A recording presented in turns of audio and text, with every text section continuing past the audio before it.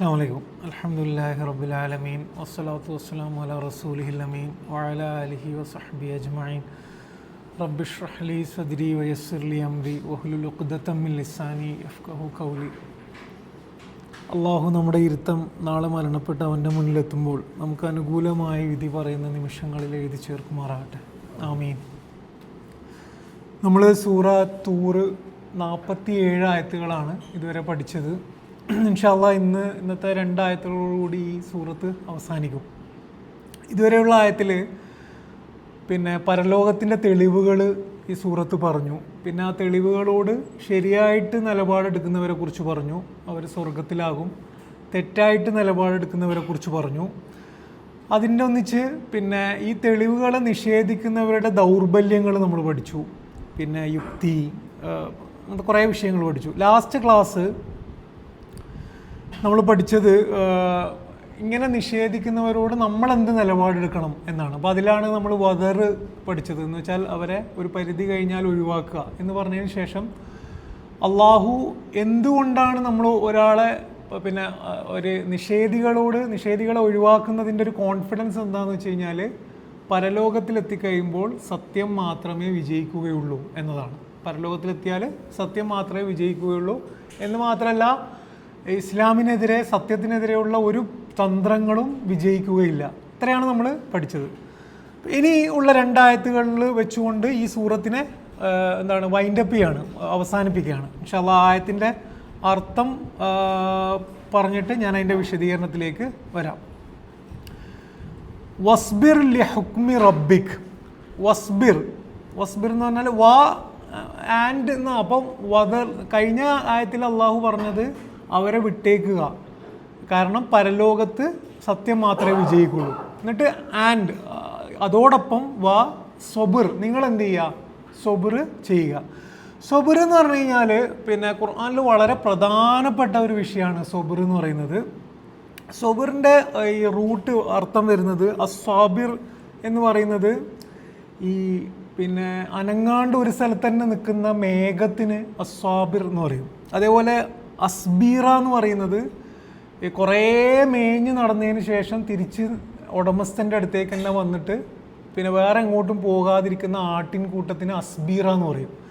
അപ്പോൾ സൊബിർ എന്ന് പറഞ്ഞു കഴിഞ്ഞാൽ അതിൻ്റെ അർത്ഥം എന്ത് പ്രതിസന്ധി വന്നാലും എത്രയൊക്കെ നഷ്ടങ്ങൾ വന്നാലും ഒരു കാര്യത്തിൽ ഉറച്ചു നിൽക്കുക. നഷ്ടങ്ങൾ എത്ര വന്നാലും മനസ്സുകൊണ്ട് നിലപാട് കൊണ്ട് ഒരു സാധനത്തിൽ ഉറച്ചു നിൽക്കലാണ് സൊബിർ. നമ്മൾ മലയാളത്തിൽ സൊബിർ ക്ഷമ എന്നാണ് പറയാറ്. ക്ഷമ എന്ന് പറയുന്നത് നിങ്ങൾ ഡിക്ഷണറിയിൽ പേഷ്യൻസ് എന്താണെന്ന് നോക്കിക്കഴിഞ്ഞാൽ ഏകദേശം ഈ അർത്ഥമാണ് വരാം. ഇൻഷാ അല്ലാഹ് ഞാനത് പറയാം. വസ്ബിർ, അപ്പം വിശ്വാസികളോട് അള്ളാഹു പറയുന്നത് നിങ്ങൾ എന്ത് ചെയ്യണം? സൊബിർ പാലിക്കണം. എന്തിനാണ് സൊബിർ പാലിക്കേണ്ടത്? ലി ഹുക്കുമി റബ്ബിക. ഹുക്കുമ് എന്ന് പറയുന്നതും ഖുർആനിൽ വളരെ പ്രധാനപ്പെട്ട ഒരു പദമാണ്. ഹുക്കുമിൽ നിന്നാണ് ഹിക്മത്ത് വരുന്നതൊക്കെ. ഹുക്കുമ് ഹിക്മത്തൊക്കെ ഒരേ പദങ്ങളാണ്.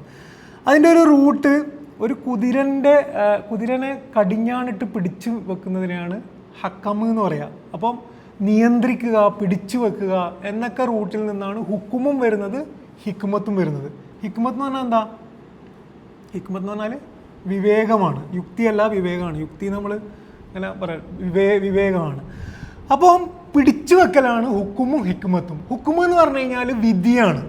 അപ്പോൾ അള്ളാഹു എല്ലാ കാര്യത്തിനെയും പരിഗണിച്ചിട്ട് ഓരോന്നിൻ്റെ സ്ഥലത്ത് കറക്റ്റായിട്ട് പ്ലേസ് ചെയ്യുന്നതിനെയാണ് അള്ളാഹിൻ്റെ ഹുക്കുമ് എന്ന് പറയുക. അള്ളാഹിൻ്റെ അല്ല, ജഡ്ജ്മെൻ്റ് എന്ന് പറയുക. ഒരു കോടതിൻ്റെ വിധി എന്താണെന്ന് വെച്ച് കഴിഞ്ഞാൽ എല്ലാം പരിഗണിച്ചുകൊണ്ട് ഓരോന്നിനെയും നീതിപൂർവം ഓരോ സ്ഥലത്ത് കറക്റ്റ് വെക്കുന്നതിനെ കുറിച്ചാണ് ഹുക്കുമ് എന്ന് പറയുക. അപ്പോൾ അള്ളാഹിൻ്റെ ഹുക്കുമ് എന്താണെന്ന് വെച്ച് കഴിഞ്ഞാൽ അതെന്താണ്?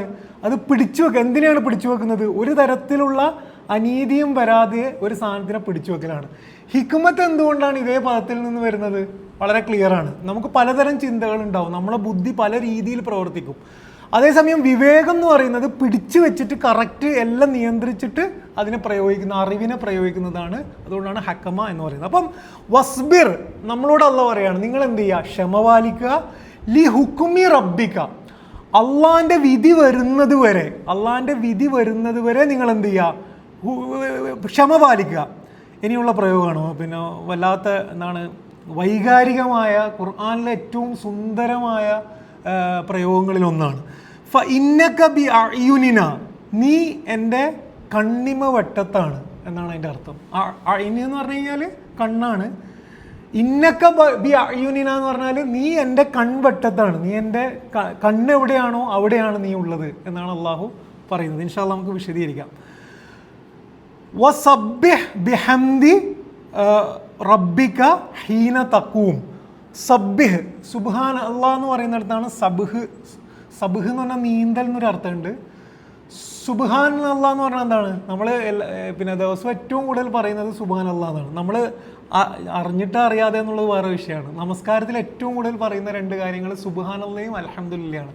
ഈ പലപ്പോഴും നമ്മൾ ഖുർആൻ പഠിക്കുമ്പം നമുക്ക് മനസ്സിലാകുന്ന കാര്യം, സുബ്ഹാൻ തസ്ബീഹ് എന്ന് പറഞ്ഞാൽ ഖുർആൻ്റെ വളരെ പ്രധാനപ്പെട്ട കൺസെപ്റ്റുകളിൽ ഒന്നാണ്. നമ്മളെ നമസ്കാരത്തിൻ്റെ ഏറ്റവും പ്രധാനപ്പെട്ട ഒരു ചൊല്ലൽ സുബ്ഹാനല്ലാഹ്. പക്ഷേ നമ്മളെ പഠനത്തെക്കുറിച്ച് നിങ്ങൾ ആലോചിച്ച് കഴിഞ്ഞാൽ സുബ്ഹാനല്ലാഹ് നമ്മളെപ്പോഴും പഠിക്കുന്നത്, സുബ്ഹാനല്ലാഹ് എന്നുള്ളൊരു കൺസെപ്റ്റ് നമ്മൾ എപ്പോഴാണ് പഠിച്ചതെന്ന് ആലോചിച്ച് നോക്കുക. നമ്മളെ എങ്ങനെയാണ് നമ്മളെ പഠനത്തിൻ്റെ പ്രശ്നങ്ങളെക്കുറിച്ച് നമുക്ക് മനസ്സിലാവും. തസ്ബീഹ് എന്ന് പറഞ്ഞു കഴിഞ്ഞാൽ എളുപ്പത്തിൽ പറയാൻ അള്ളാഹു പരിപൂർണനാണ് എന്ന് നമുക്ക് മനസ്സിലാകുമ്പോൾ നമ്മൾ പറയുന്നതാണ് തസ്ബീഹ്. സുബ്ഹാനല്ലാഹ് എന്ന് ഞാൻ എന്തിനാണ് പറയുന്നത് വെച്ച് കഴിഞ്ഞാൽ എനിക്ക് ക്ലിയറായി, ഉറപ്പായി എന്ത് അള്ളയാണ് കഴിവ് കൊണ്ടും എല്ലാം കൊണ്ടും അള്ളാഹു പെർഫെക്റ്റ് ആണ്, അതിലപ്പുറം ഒരു പെർഫെക്ഷൻ സാധ്യമല്ല എന്നെനിക്ക് മനസ്സിലാകുമ്പോൾ ഞാൻ പറയുന്നതാണ് എന്ത് സുബ്ഹാനല്ലാഹ് എന്നുള്ളത്. ക്ലിയർ ആണല്ലോ അല്ലേ?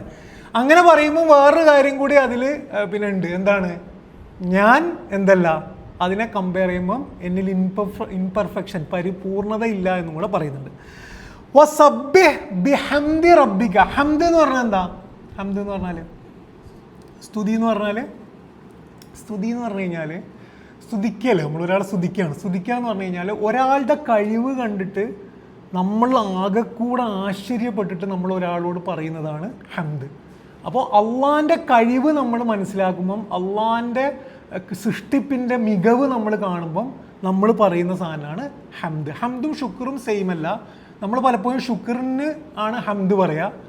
രണ്ടും രണ്ട് സാധനങ്ങളാണ്. ഷുക്റിനും ഹംദ് പറയാൻ ഇസ്ലാം പഠിപ്പിക്കുന്നുണ്ട്. അതിന് വേറെ കാരണമുണ്ട്. അപ്പോൾ ഇൻഷാ അല്ലാഹ് അത് വേറെ വിഷയമാണ്. നമ്മൾ മറ്റൊരു പിന്നെ ക്ലാസ്സിൽ ഇത് പറഞ്ഞിട്ടുണ്ട്. ഇന്ന് നമ്മൾ പ്രധാന വിഷയം വേറെ ആയതുകൊണ്ട് അതിൻ്റെ ഭാഗമായിട്ടേ ഞാനിത് പറയുള്ളൂ. അപ്പം അള്ളാഹു പറയുന്നത് വസബ്ബിഹ് ബിഹംദി റബ്ബിക, നീ എന്ത് ചെയ്യുക? നീ തസ്ബീഹും പറയുക, തഹ്മീദും പറയുക നിന്റെ റബ്ബിനോട്, നിന്റെ റബ്ബിനെ കുറിച്ച്. ഹീന തക്കൂം. ഹീന തക്കൂം എന്ന് പറഞ്ഞാൽ, കും എന്ന് പറഞ്ഞാൽ എണീറ്റിക്കുക, ഹീന തക്കൂം എഴുന്നേൽക്കുമ്പോൾ എന്നാണ്. അപ്പോൾ ഈ എഴുന്നേൽക്കുമ്പോൾ എന്ന് പറയുന്നത് എന്താണ് എന്നതിന് കുറേ വിശദീകരണങ്ങൾ നിങ്ങൾക്ക് തഫ്സീറിൽ കാണാൻ പറ്റും. പിന്നെ ഒരു സദസ്സിൽ നിന്ന് എഴുന്നേൽക്കുമ്പോൾ എന്നതിന് അർത്ഥം പറഞ്ഞിട്ടുണ്ട്. അതേപോലെ തന്നെ നമ്മൾ പിന്നെന്താണ് ഉറക്കത്തിന് എണീറ്റിരിക്കുമ്പോൾ എന്നൊരർത്ഥം പറഞ്ഞിട്ടുണ്ട്. പിന്നെ നമസ്കരിക്കാൻ വേണ്ടി എണീറ്റിരിക്കുമ്പോൾ എന്നൊരർത്ഥമുണ്ട്. അപ്പോൾ ഹീന തക്കൂം എന്ന് പറയുന്നത് ശരിക്ക് നമ്മൾ എന്തിനെങ്കിലും വേണ്ടിയിട്ട്, ഒരു പുതിയ പ്രവർത്തനത്തിന് വേണ്ടിയിട്ട് എണീറ്റ് നിൽക്കുമ്പോൾ, എന്തിനെങ്കിലും ഒരു പുതിയ തീരുമാനത്തിന് വേണ്ടി എണീറ്റ് നിൽക്കുമ്പോൾ എന്ന അർത്ഥത്തിലും വേണമെങ്കിൽ എടുക്കാം. അപ്പം നമ്മുടെ ജീവിതത്തിൽ നമ്മൾ എപ്പോഴൊക്കെ ഒരു പ്രവർത്തനത്തിന് വേണ്ടിയിട്ട് തയ്യാറാകുന്നോ അപ്പോഴൊക്കെ, അല്ലെങ്കിൽ ഹീന തക്കൂം എന്നുള്ളത് നമസ്കാരമാണെങ്കിൽ എപ്പോഴൊക്കെ നമസ്കാരത്തിന് വേണ്ടി നിൽക്കുന്നോ അപ്പോഴൊക്കെ നമ്മൾ എന്ത് ചെയ്യുക? തസ്ബീഹ് പറയുക, തഹ്മീദ് പറയാം. അപ്പം എന്താണ് എന്ന് ഞാൻ ഇൻഷാ അല്ലാഹ് പറയാം. 49-ാമത്തെ ആയത്ത്, അവസാനത്തെ ആയത്തിൽ വമിനൽ ലൈൽ. അപ്പം ഹീന തക്കൂം, നിങ്ങൾ എഴുന്നേൽക്കുമ്പോഴും നിങ്ങൾ എന്ത് ചെയ്യുക? തസ്ബീഹും തഹ്മീദും പറയാ. വമിനൽ ലൈൽ, രാത്രിയിലും നിങ്ങൾ എന്ത് ചെയ്യുക? പിന്നെ തസ്ബീഹും തഹ്മീദും പറയാം. അപ്പോൾ ഇതിന് എന്തുണ്ട്?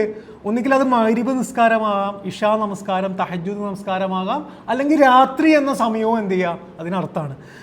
വസബ്ബിഹു. അപ്പോൾ ഒന്നും കൂടി തസ്ബീഹ് പറഞ്ഞിട്ട് വ ഇദ്ബാറൻ നുജൂം.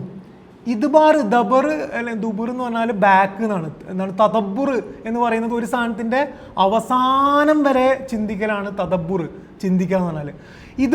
ഇദ്ബാറൻ നുജൂം എന്ന് പറഞ്ഞാൽ നക്ഷത്രം വിടവാങ്ങുമ്പോൾ എന്നാണ്. നക്ഷത്രം ഇങ്ങനെ അസ്തമിച്ച് പോകുമ്പോൾ. അപ്പോൾ ഇതെന്തിനെ കുറിച്ചാണ് പറയുന്നതെന്ന് വെച്ച് കഴിഞ്ഞാൽ രാവിലെ ഫജ്ർ നമസ്കാരത്തെക്കുറിച്ചാണ് എന്ന് മുഫസ്സിരീങ്ങൾ പറയുന്നുണ്ട്. അതേപോലെ തന്നെ ഒരു രാവിലെ ആകുന്നതിന് മുമ്പേ എന്ത് ചെയ്യുക?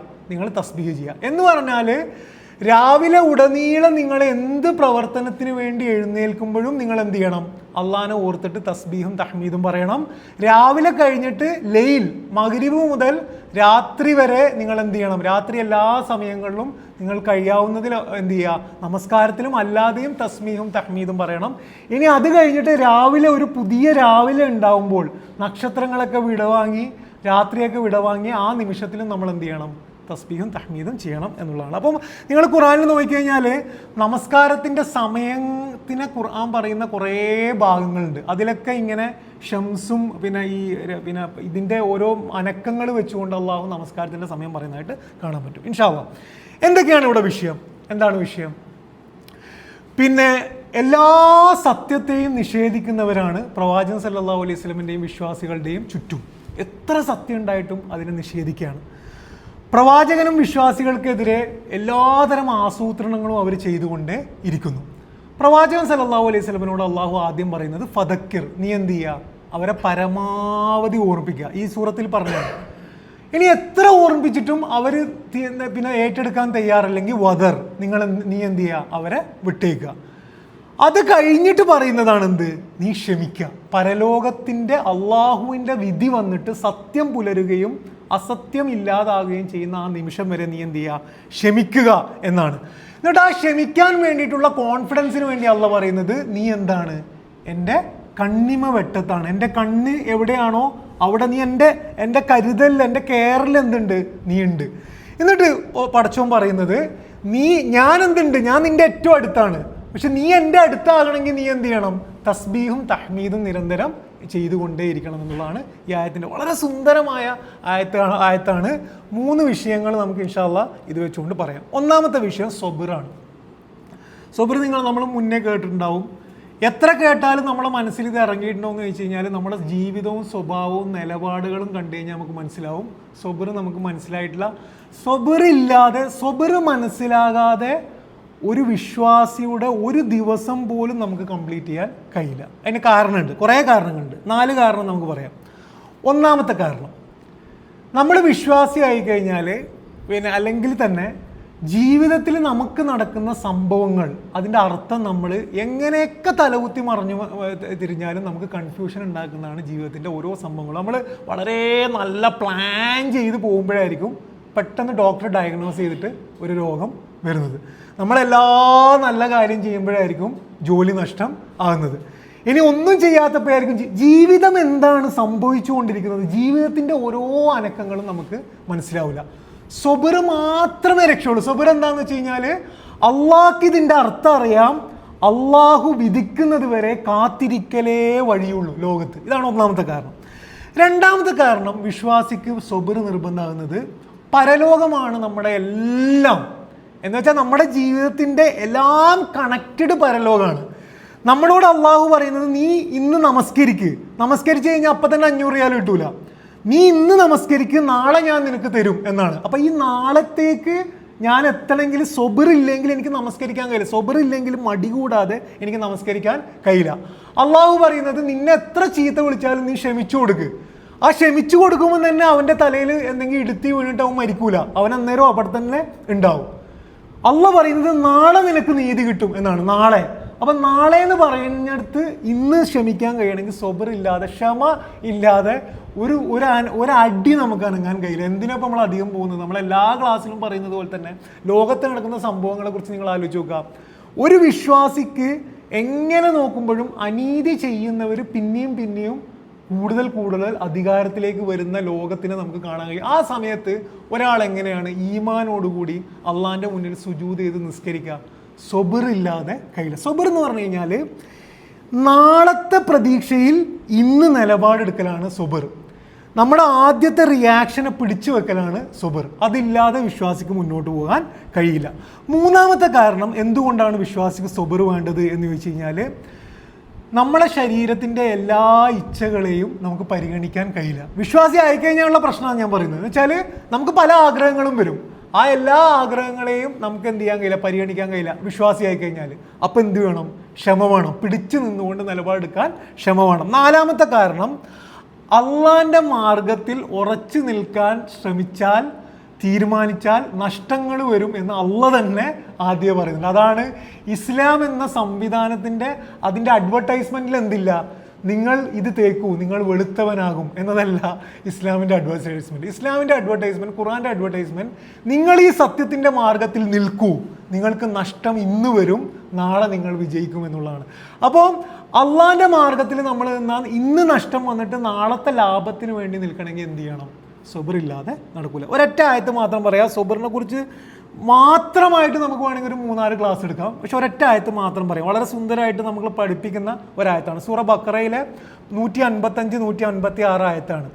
വല നബുലു വന്നക്കും, ലാമ് ഉപയോഗിച്ച് കഴിഞ്ഞാൽ ഉറപ്പാണ്. വല നബുലു വന്നക്കും, എന്തായാലും നിങ്ങളെ ഞാൻ പരീക്ഷിക്കും, എന്തായാലും നിങ്ങളെ ഞാൻ പരീക്ഷിക്കും. അള്ളേ പറയുന്നത് ബിഷൈഇം മിനൽ ഖൗഫ്, ഭയം കൊണ്ട്, വൽ ജൂ, പട്ടിണി കൊണ്ട്, വനക്സിം മിനൽ അംവാലി വൽ അൻഫുസ്, സാമ്പത്തിക നഷ്ടം കൊണ്ടും മരണം കൊണ്ടും നിങ്ങൾ എന്ത് ചെയ്യും? ഇത് ഇസ്ലാമിൻ്റെ അഡ്വർടൈസ്മെൻ്റ് ആണ്. സാമ്പത്തിക നഷ്ടം കൊണ്ടും മരണം കൊണ്ടും നിങ്ങളെ പരീക്ഷിക്കുന്ന അള്ളാഹ് ആദ്യമേ പറയാണ്. എന്നിട്ട് പറയാണ് വ ബഷീരി സ്വാബിരീൻ, നിങ്ങൾ എന്ത് ചെയ്യുക? സൊബറുള്ളവർക്ക് സന്തോഷ വാർത്ത അറിയിക്കുക. ഇന്ന് പിടിച്ചു നിൽക്കാൻ കഴിയുന്നവർക്ക് സന്തോഷ വാർത്ത അറിയിക്കുക. എന്നിട്ട് ആ സൊബറുള്ളവരുടെ ക്യാരക്ടർ പറയാണ്, അല്ലദീന ഇദാ അസാബത്തുഹും മുസീബത്തും, അവർക്ക് എന്തെങ്കിലും മുസീബത്ത് വന്നാൽ, എന്ന് വെച്ചാൽ ഇപ്പം നഷ്ടം വന്നാൽ, ഖാലു, അവർ പറയും എന്ത്? ഇന്നാ ലില്ലാഹി വ ഇന്നാ ഇലൈഹി റാജിഊൻ, നമ്മൾ അള്ളാൻ്റെ അടുത്ത് നിന്നാണ് വന്നത്, അള്ളാൻ്റെ അടുത്തേക്കാണ് പോകേണ്ടത്. അപ്പം ഞാൻ എന്ത് ചെയ്യും? ക്ഷമയോടെ നിലനിൽക്കും എന്നുള്ളൂ. അപ്പോൾ മരണസമയത്ത് പറയുന്ന കാര്യത്തിനെ കുറിച്ചല്ല അവിടെ പറയുന്നത്. എല്ലാ ദിവസവും നമ്മൾ പറയേണ്ടി വരും. ഇന്നാ ലില്ലാഹി വ ഇന്നാ ഇലൈഹി റാജിഊൻ്റെ അർത്ഥം ഖുർആനികമായിട്ട് നമുക്ക് മനസ്സിലാവും. എല്ലാ ദിവസവും നമ്മൾ പറയേണ്ട ഒരു സാധനമാണ് ഇന്നാ ലില്ലാഹി വ ഇന്നാ ഇലൈഹി റാജിഊൻ. അപ്പോൾ സബർ വളരെ പ്രധാനമാണ്. സബർ ചെയ്യാനുള്ള ആത്മവിശ്വാസമാണ് ആയത്തിൽ രണ്ടാമത് പറയുന്നത്. എന്താ പറയുന്നത്? വസ്ബിർ ലി ഹുക്മി റബ്ബിക്കാണ്.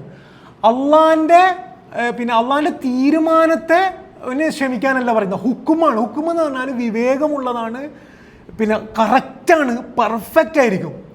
അള്ളാൻ്റെ നാളത്തെ ഹുക്കും എന്ന് പറയുന്നത് ആ ഹുക്കുമിൽ തന്നെ എന്തുണ്ട്? വളരെ പെർഫെക്റ്റ് ആയിട്ടുള്ള സാധനമായിരിക്കും. എല്ലാ അനീതി ചെയ്യുന്ന ആൾക്കാർക്കും അനീതിക്ക് കറക്റ്റായിട്ട് ശിക്ഷ കൊടുക്കുന്ന, നീതി കറക്റ്റായിട്ടാകുന്നതായിരിക്കും അള്ളാൻ്റെ ഹുക്കും. അപ്പം സബർ പാലിക്കാനുള്ള നമ്മുടെ ആദ്യത്തെ ആത്മവിശ്വാസം എന്ന് പറയുന്നത് അള്ളാൻ്റെ ഹുക്കും നീതിപൂർവമായിരിക്കും എന്നുള്ളതാണ്. ഇത് പിന്നെ സൂറ തീനിൽ നമുക്ക് കാണാതെ അറിയുന്ന സൂറത്താണ്. സൂറ തീന് അവസാനത്തെ ആയത്ത് എന്താണ്? അലൈസല്ലാഹു ബി അഹ്കമിൽ ഹാക്കിമീൻ. ചോദ്യമാണ്. അപ്പോൾ ചോദ്യം ചോദിച്ചാൽ ഉത്തരം നമ്മളാണ് പറയേണ്ടത്. അപ്പോൾ നമ്മളോട് അള്ളാഹ് ചോദിക്കുകയാണ്, അലൈസല്ലാഹു ബി അഹ്കമിൽ ഹാക്കിമീൻ, അള്ളയല്ലേ ഏറ്റവും നല്ല നന്നായിട്ട് വിധിക്കാൻ കഴിയുന്നവർ എന്ന ചോദ്യത്തിന് നമ്മൾ ആലോചിക്കണം, അത് ശരിയാണല്ലോ, അള്ളയാണല്ലോ ഏറ്റവും നല്ലോണം വിധിക്കാൻ കഴിഞ്ഞവർ. പിന്നെ എന്ത് ചെയ്യുക? സബർ പാലിക്കുകയാണ് നല്ലത്. അപ്പോൾ ആ ചോദ്യത്തിന് നമുക്ക് ഉത്തരം കണ്ടെത്താൻ കഴിയണം. ഇത് പഠിപ്പിക്കുന്ന നൂഹ് നബി അലൈഹിസ്സലാമിൻ്റെ ജീവിതത്തിൽ ഞാൻ എപ്പോഴും പറയുന്നത് പോലെ നമ്മൾ ഖുർആനിൽ ചരിത്രം വായിക്കുകയാണെങ്കിൽ, സമയമെടുത്ത് വായിക്കുകയാണെങ്കിൽ നമ്മൾ ചെയ്യേണ്ടത് ഖുർആനോട് നീതി കാണിക്കേണ്ടത് ആ ചരിത്രം പറയുന്ന വാക്കുകൾ ശ്രദ്ധിക്കുക എന്നുള്ളതാണ്. നൂഹ് നബി അലൈഹി ഇസ്ലാമിൻ്റെ ചരിത്രത്തിൽ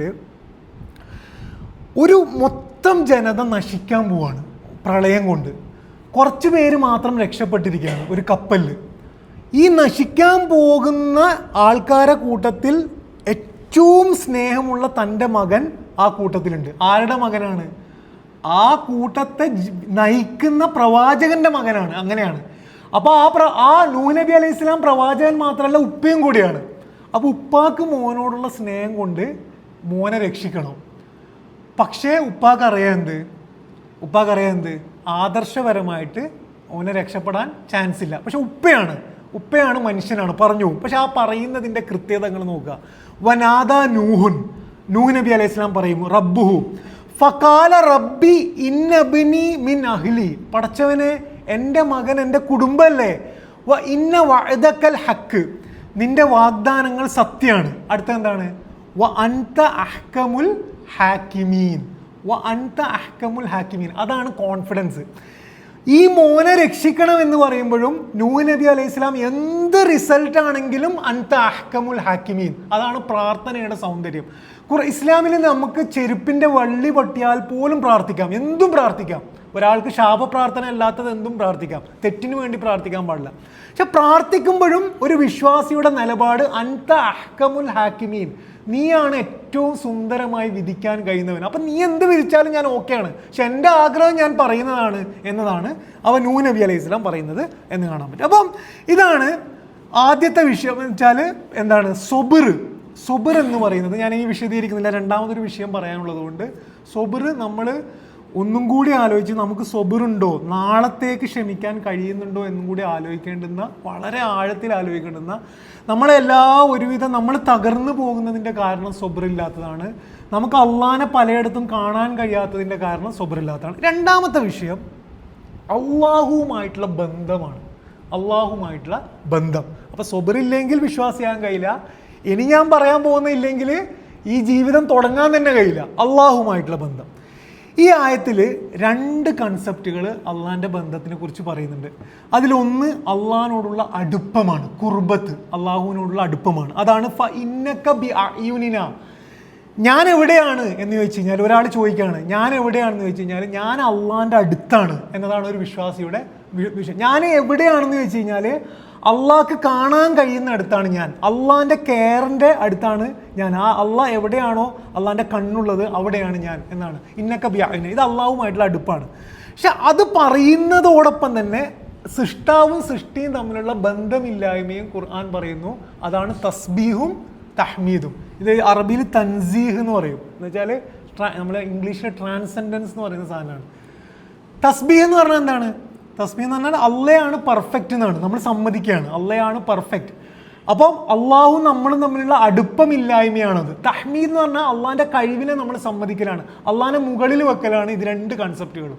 അപ്പോൾ ഒരേ ആയത്തിൽ തന്നെ ഒരുമിച്ച് ഖുർആൻ എന്ത് പറയുന്നു? അള്ളാഹിൻ്റെ അടുപ്പത്തെക്കുറിച്ചും പറയുന്നു, അള്ളാഹിൻ്റെ അടുപ്പമില്ലായ്മയെ കുറിച്ച് പറയുന്നു. ഇത് ഇസ്ലാം എന്തുകൊണ്ടാണ് മറ്റ് മതങ്ങളിൽ നിന്നും വ്യത്യാസമാകുന്നത് എന്ന പോയിന്റ് നമ്മളോട് ചോദിക്കുകയാണെങ്കിൽ, അല്ലെങ്കിൽ നമുക്ക് പറയാനാണെങ്കിൽ കുറേ പോയിന്റുകൾ നമ്മൾ ഖുർആൻ്റെ കഴിഞ്ഞതിൻ്റെ മുന്നത്തെ ക്ലാസ്സിൽ ഞാൻ പറഞ്ഞിരുന്നു.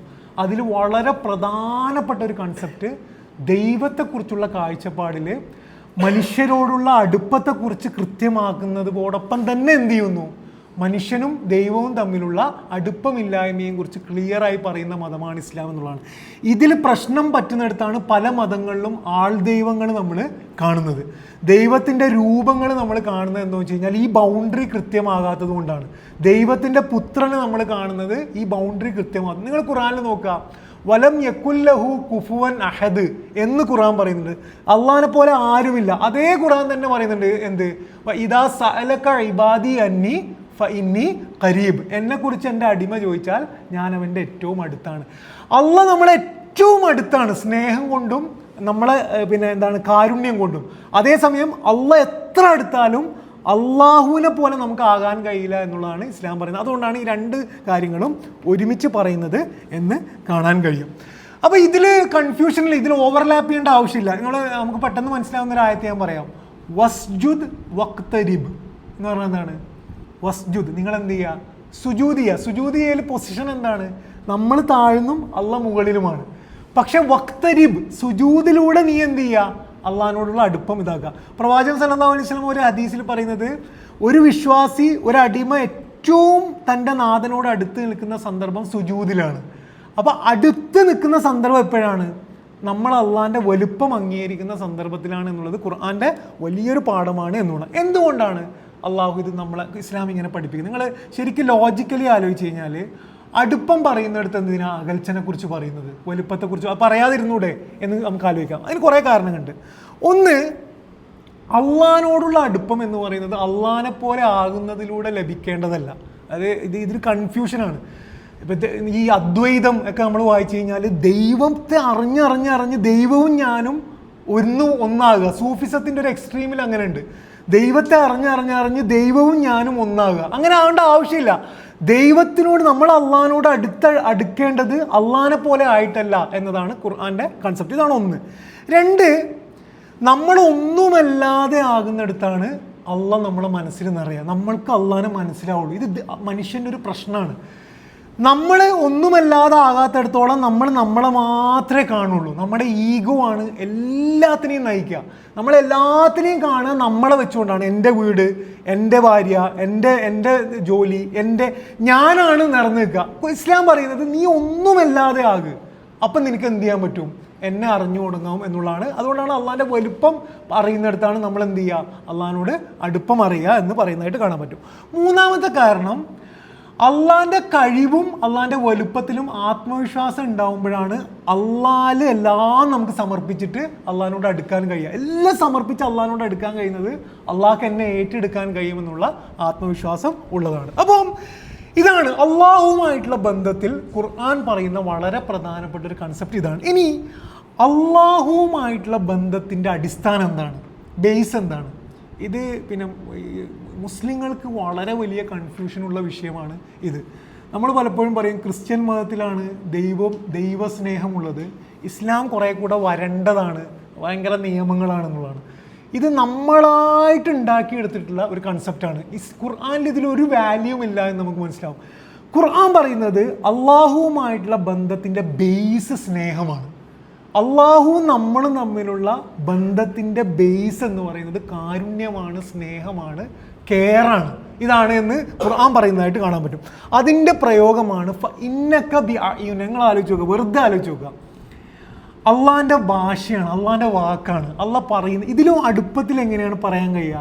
നീ എൻ്റെ കൺവെട്ടത്തിലാണെന്ന് പറഞ്ഞു കഴിഞ്ഞാൽ നമ്മുടെ ഉള്ളിലത് ഒരു നനവ് പോലെ നമ്മുടെ ഉള്ളിനെ പിടിച്ചു കൊലുക്കുന്ന അത്രയും സ്നേഹത്തിൽ ഉള്ളിലേക്ക് അത് ഇറങ്ങണം. നീ എൻ്റെ അടുത്താണ് മോനെ എന്ന് പറയുന്നത്, നീ എൻ്റെ ഏറ്റവും കണ്ണിമ വട്ടത്തിൽ, നീ എന്തിനാ പേടിക്കുന്നത്, ഞാൻ ഇല്ല, ഞാൻ നിന്നെ നോക്കിക്കൊണ്ടിരിക്കുകയാണ് എന്ന് പറയുന്നത്ര സ്നേഹമാണ് ആ വാക്കിനെ എന്ന് കാണാൻ പറ്റും. ഖുർആനിൽ വറഹ്മതി വസിയത് കുല്ല ഷൈഇൻ എന്നുള്ള പറയുന്നുണ്ട്.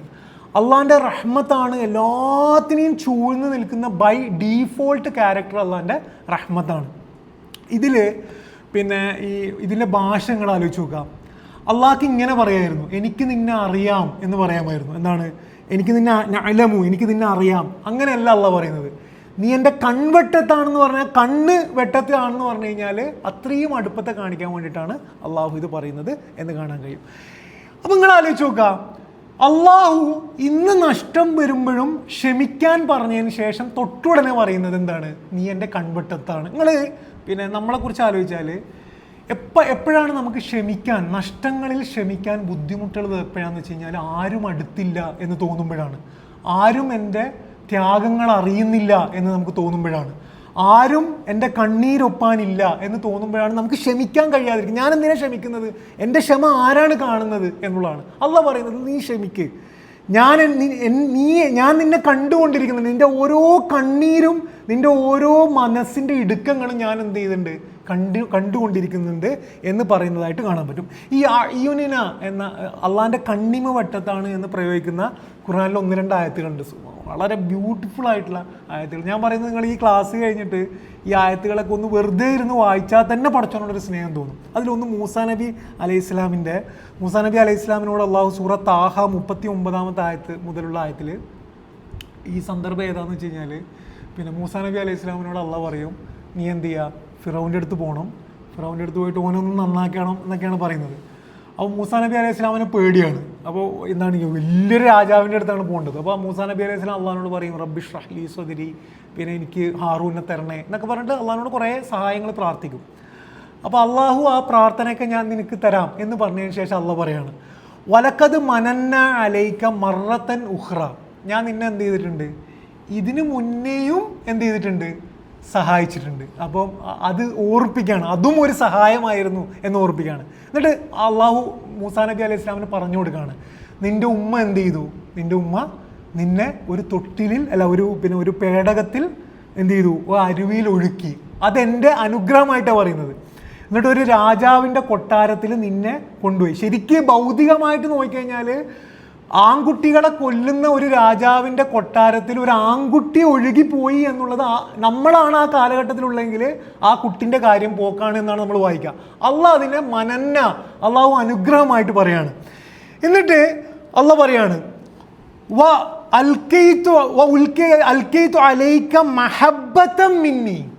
നിന്നിൽ എന്തിട്ടു, ഞാൻ എൻ്റെ സ്നേഹം നിറച്ചു, വലി തുസ്ന അല ഐനി എന്നാണ് അള്ളാഹ് അവിടെ പറയുന്നത്. നീ എൻ്റെ കണ്ണിമ വട്ടത്തിൽ വളരാൻ വേണ്ടി. നിങ്ങൾ ആലോചിച്ച് നോക്കുക, എന്തിനെക്കുറിച്ചാണ് പറയുന്നത്, ഒരു ആൺകുട്ടികളെ കൊല്ലുന്ന, വിശ്വാസത്തിനെ എതിർക്കുന്ന ഒരു കൊട്ടാരത്തിൽ ഒരു കുട്ടിനെ കൊണ്ടിട്ടിട്ട് അള്ള പറയുന്നത് എൻ്റെ കണ്ണിമ വട്ടത്തിൽ നീ വളരാൻ വേണ്ടിയിട്ടാണ്. ഒരു പോറൽ പോലും ഏൽക്കാതെ ലോകത്ത് വിപ്ലവം സൃഷ്ടിച്ചിട്ടാണ് മൂസാ നബി അലൈഹി ഇസ്ലാം ഈ ലോകത്തിനോട് വിട പറഞ്ഞത്.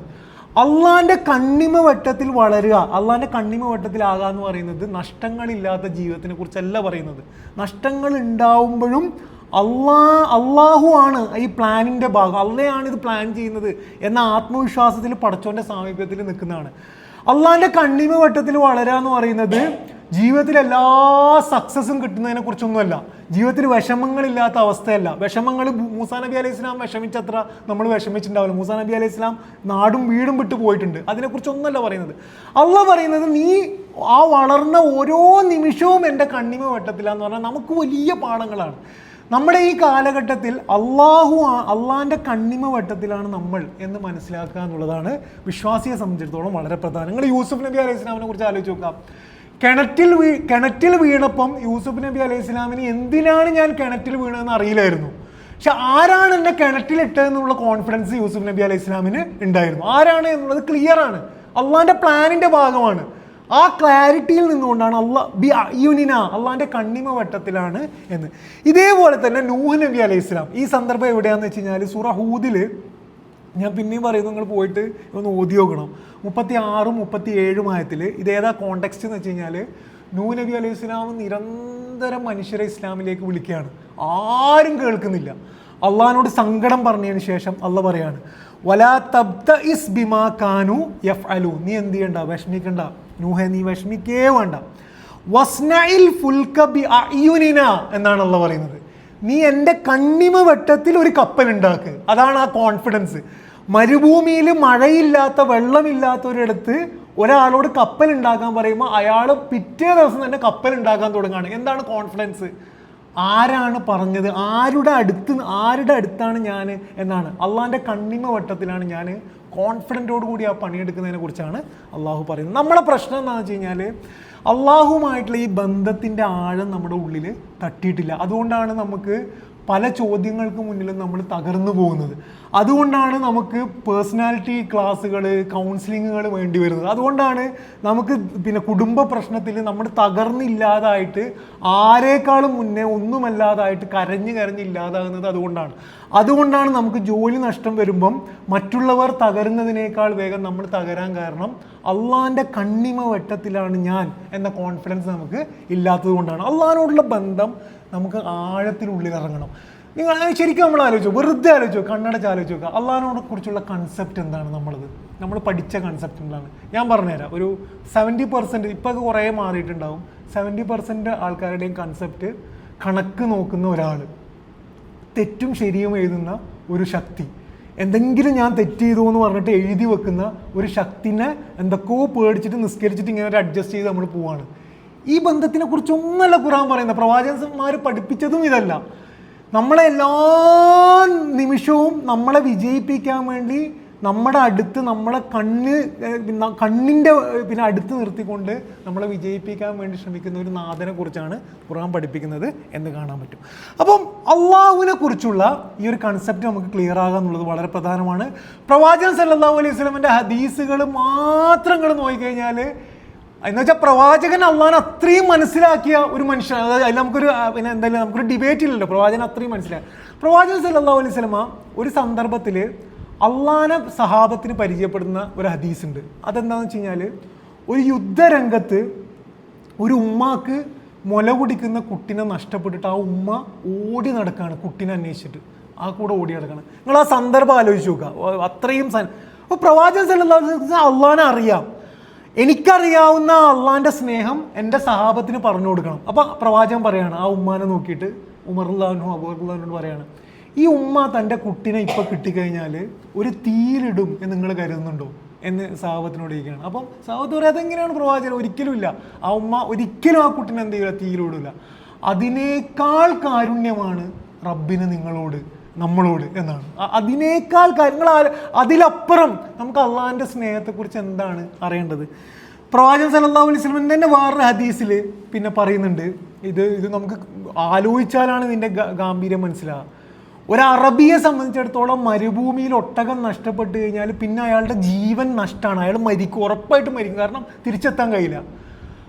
പ്രവാചകൻ പറയാണ്, ഒരു അറബിക്ക് മരുഭൂമിയിൽ തൻ്റെ ഒട്ടകം നഷ്ടപ്പെട്ടിട്ട് തിരിച്ചു കിട്ടുന്നതിനേക്കാൾ ഇഷ്ടമാണ് അള്ളാഹ്ക്ക് ഒരടിമ തന്നിലേക്ക് തിരിച്ചു വരുന്നത് എന്ന്.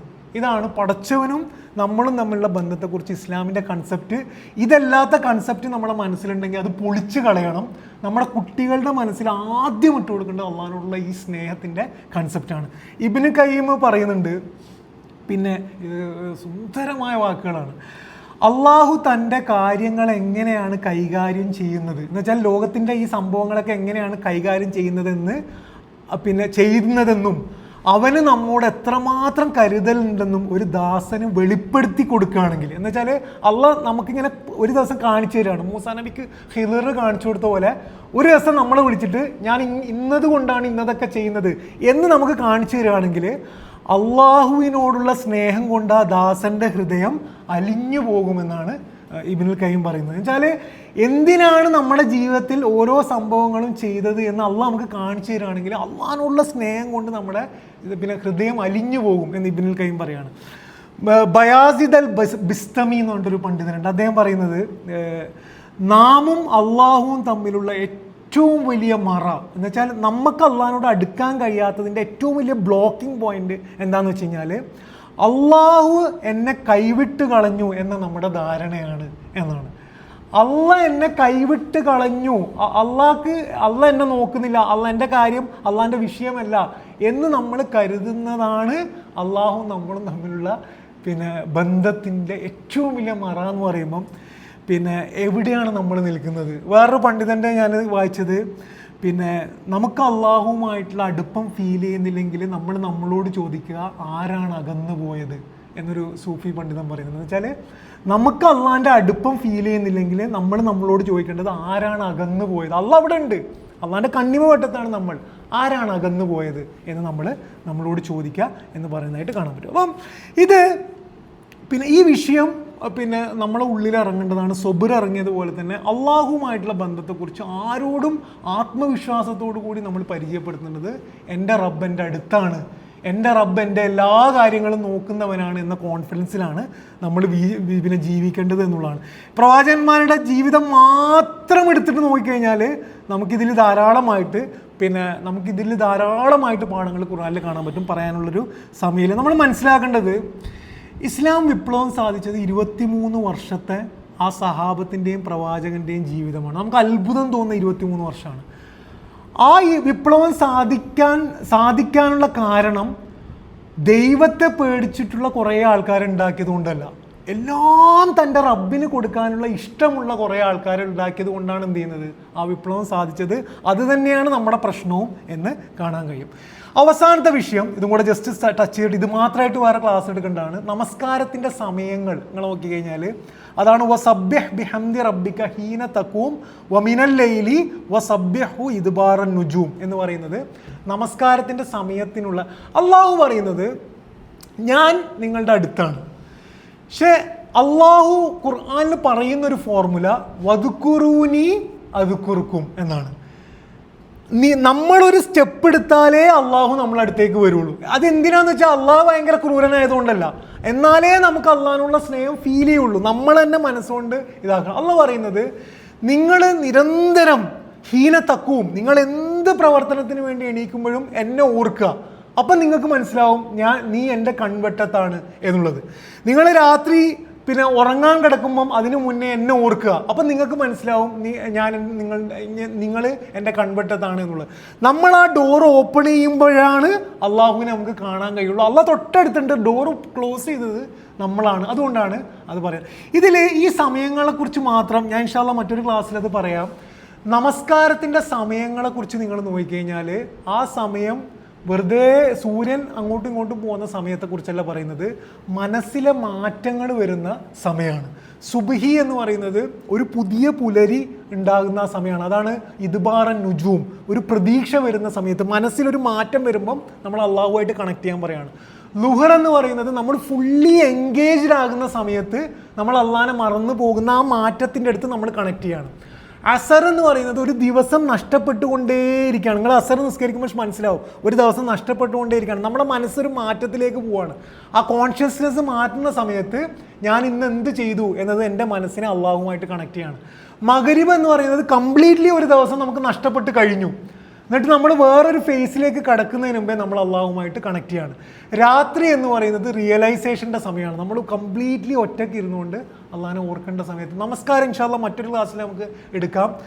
നമസ്കാരത്തിൻ്റെ സമയത്തെക്കുറിച്ച് ഖുർആൻ പറയുന്ന ആയത്തുകൾ മാത്രം എടുത്തുകൊണ്ട് എന്തിനാണ് നമസ്കാര സമയത്തിൻ്റെ ലോജിക്ക് എന്താണെന്ന് ഇൻഷാ അല്ലാഹ് നമുക്ക് പഠിക്കാം. അപ്പോൾ ഇന്നത്തെ ക്ലാസ്സിൻ്റെ വളരെ പ്രധാനപ്പെട്ട നമ്മൾ കൊണ്ടുപോകേണ്ട ഒരു സാധനം, ഒന്ന് അള്ളാഹുമായിട്ടുള്ള ബന്ധം നമ്മൾ ക്ലിയർ ആക്കുക എന്നുള്ളത് വളരെ പ്രധാനമാണ്. നമ്മുടെ മക്കൾക്ക് അത് പറഞ്ഞു കൊടുക്കുക എന്നുള്ളത് വളരെ പ്രധാനമാണ്. അതിനെ ബേസ് ചെയ്തുകൊണ്ടായിരിക്കണം നമ്മുടെ മൊത്തം കാഴ്ചപ്പാട് ഡെവലപ്പ് ആകേണ്ടത്. അതിനെ ബേസ് ചെയ്തുകൊണ്ട് ഉള്ള ഫസ്റ്റ് കാഴ്ചപ്പാടാണ് സബർ എന്ന് പറയുന്നത്. അള്ളാഹ് അടുത്തുണ്ട് എന്ന കൃത്യത നമുക്ക് വന്നു കഴിഞ്ഞാൽ ഏത് നിമിഷവും നമുക്ക് ക്ഷമിക്കാൻ കഴിയും. പടച്ചോൻ നമ്മളെയൊക്കെ അനുഗ്രഹിക്കുമാറാകട്ടെ. അവനെ അറിയാനുള്ളൊരു മനസ്സ് നമുക്ക് അള്ളാഹു നമുക്ക് നൽകുമാറാകട്ടെ. അവൻ്റെ അടുപ്പം തിരിച്ചറിയാനുള്ള ഒരു ഈമാൻ അള്ളാഹു നമുക്ക് നൽകുമാറാകട്ടെ. നമ്മൾ കാരണം നമ്മൾ അള്ളാഹുവിൽ നിന്ന് അകന്നു പോയിട്ടുണ്ടെങ്കിൽ പടച്ചവൻ നമുക്ക് അവനോട് അടുക്കാനുള്ളൊരു ഈമാൻ, അവനോട് അടുക്കാനുള്ളൊരു അറിവും തിരിച്ചറിവും അള്ളാഹു നമുക്ക് നൽകുമാറാകട്ടെ. റബ്ബനാ തഖബ്ബൽ മിന്നാ ഇന്നക അൻതസ് സമീഉൽ അലീം വതുബ് അലൈനാ ഇന്നക അൻത തവ്വാബുർ റഹീം. ആമീൻ ആമീൻ ബിറഹ്മതിക യാ അർഹമർ റഹീമീൻ. അസ്സലാമു അലൈക്കും വറഹ്മത്തുള്ളാഹി.